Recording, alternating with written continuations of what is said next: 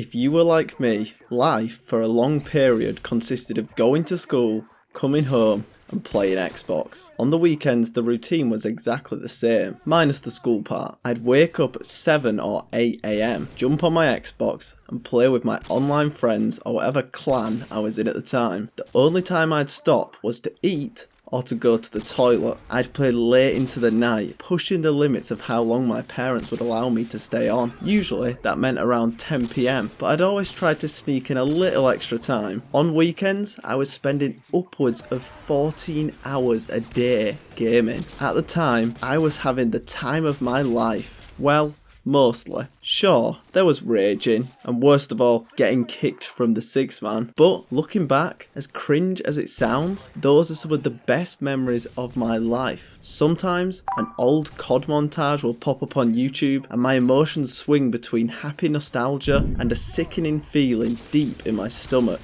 knowing I'll never be back in that time and place again. Now, as a 24-year-old who only plays games for a maximum of 1 or 2 hours a day, and sometimes goes over a week without touching a game, I've had time to reflect.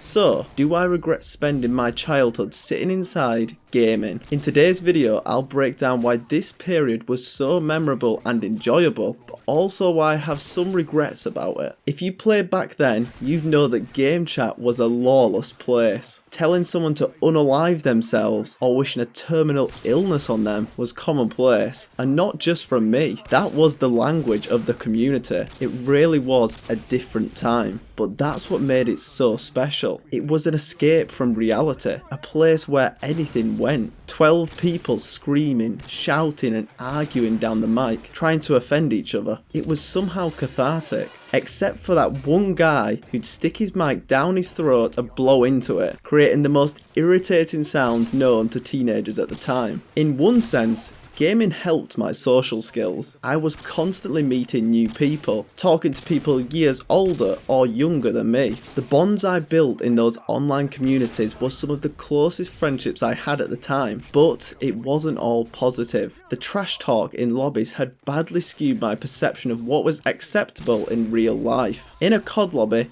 anything goes. In school, not so much. In real life, my words and actions had consequences, but I didn't see that, or maybe I just didn't want to. I'd say whatever came to my head, and trust me, some of it was straight out of a COD lobby. You can only imagine the reactions when people heard the barbaric insults I hurled in real life. Being in that constant gaming environment had desensitized me to what I was actually saying. At the end of the day, those were just players in a lobby. It was easy to forget they were humans. This language became my default whenever I got into an argument, whether online or in person. Obviously, now that I've matured, I know it's wrong and I've learned to control my mouth, at least for the most part. But back then, I created so many enemies, if you can call it that. During this time, I had half of one of my front teeth missing from a fall a few years earlier. Kids being kids, people made comments about it, but whenever someone said something, I'd hit back like I was in an MW2 search and destroy.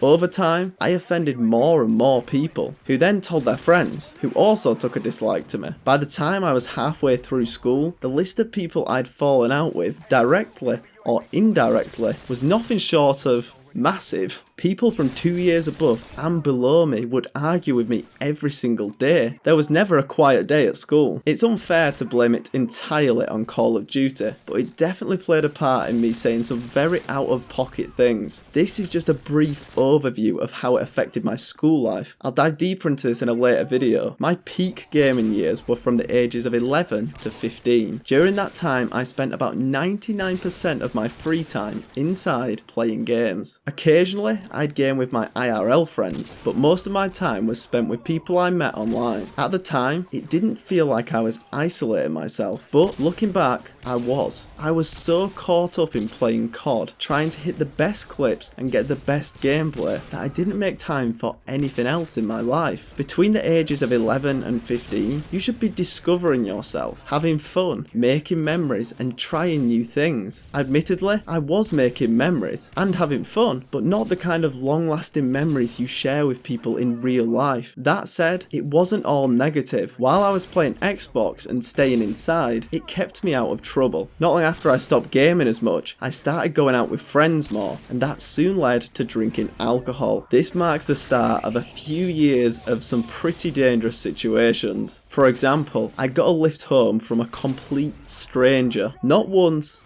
but twice. Bear in mind, I was around 15 at the time. You'd think I'd have learned my lesson after my parents gave me a lecture, but the second time, just as the stranger was about to drive off, someone knocked on the passenger window. It was the police. They asked if I knew the man I was in the car with, which of course, I didn't. They told me to step out of the car because they'd been keeping an eye on him for a while. Had the police not intervened, who knows what his intentions were or where I'd be today. Another time, I drunkenly ran across a main road at night time. There was a car in the distance, but a combination of me being drunk and the driver speeding at well over twice the limit meant I was within an inch of being hit by a car going over 100 miles per hour. And when I say an inch, I mean it literally brushed me. My friends I was with thought I had definitely been hit. It would have been fatal. These are just a few examples, but there are many more. If I'd started going out at a younger age, who knows what trouble I'd have gotten into, or if I'd even be alive today. As I said earlier, almost all of my free time was spent gaming. This meant I never joined any extracurricular activities or clubs. Sometimes I think this was a missed opportunity to learn a skill or sport that could have served me for life. Sure, I can hit a trick shot, but I'm not sure that's going to serve me anytime soon. In recent years, I've started picking up more hobbies, but it's frustrating knowing I could have been years ahead if I just dedicated a little less time to gaming. Another benefit of joining clubs or teams is the friendships you build, especially in team sports. Strong bonds form between teammates. Since I never attended any clubs, my only way to make friends at school was through classes or through friends of friends. Luckily, this didn't turn out too badly for me. By the end of secondary school, I had a decent group of friends, but had I not been so lucky, my gaming habits could have left me isolated with no friends. Another obvious impact of spending hours gaming is your health. Sitting all day, living a sedentary lifestyle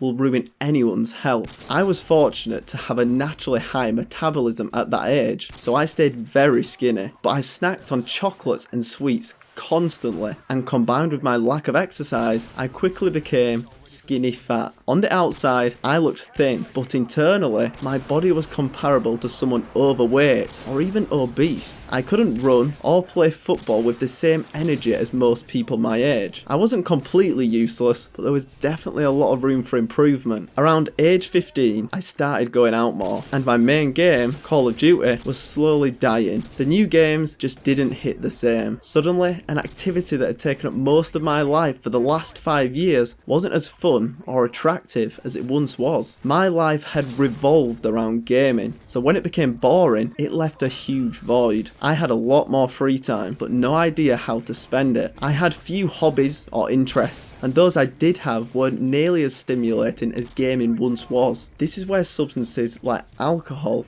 filled the void. It gave me the same rush and excitement as gaming. At a young age, you don't think about the long-term consequences. You feel invincible. I'm not saying I became an alcoholic, but I definitely drank more than I should have, and it led to some decisions I regret. So, do I regret spending my childhood gaming? Yes. And no, I regret how much of my childhood I spent gaming. What should have been a hobby as part of a balanced lifestyle became an addiction that took over every part of my life. In the moment, it was amazing and I loved it. But just like eating unhealthy food or taking drugs, it felt great at the time but had negative long-term effects. If I could give my younger self advice, I'd say push out of your comfort zone, join a club, learn an instrument or play a sport. There's more to life than gaming. And when you inevitably lose interest in it, you'll want other hobbies to fall back on. I know everyone has a different experience in life, but I would be interested to know if anyone can relate to any of my experience. Let me know in the comments if you do. I hope you enjoyed the video. Until next time, peace.